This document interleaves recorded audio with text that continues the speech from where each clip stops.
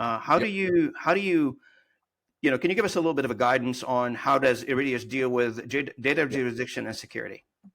Oh, great question. So security and privacy are all built right in. So how we handle security is that we have, so the Iridius Solution Factory is both at design and also runtime. This is the important part. So at runtime, think of us like Windows Defender.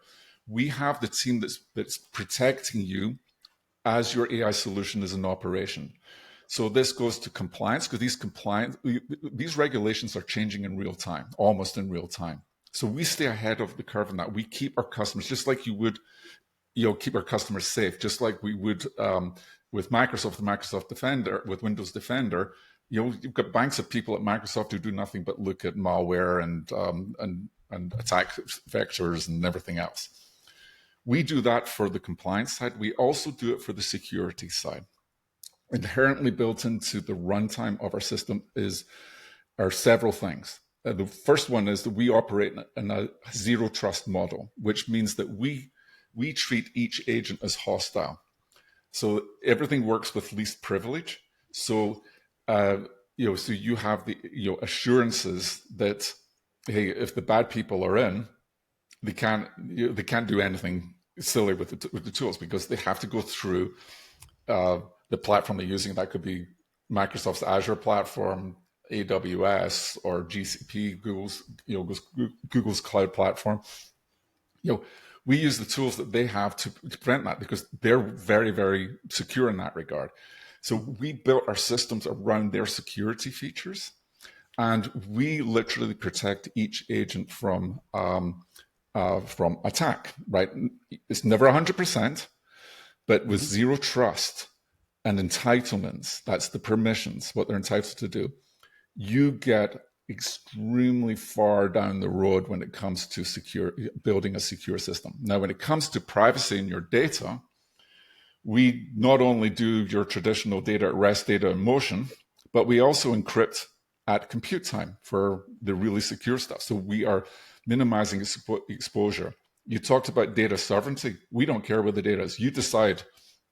So, you've already decided what your jurisdiction is. So we just operate under that jurisdiction. It's literally that simple for us, right? It's just, is it just Europe? Okay, it's just Europe. Is it the US? Okay, it's just the US. So, do I want my data in Gibraltar, or do I want it in Estonia, or do I want it? You have complete utter flexibility in where that is to meet your needs, and we don't touch that system. You've set your own tenant up on Azure or AWS or GCP.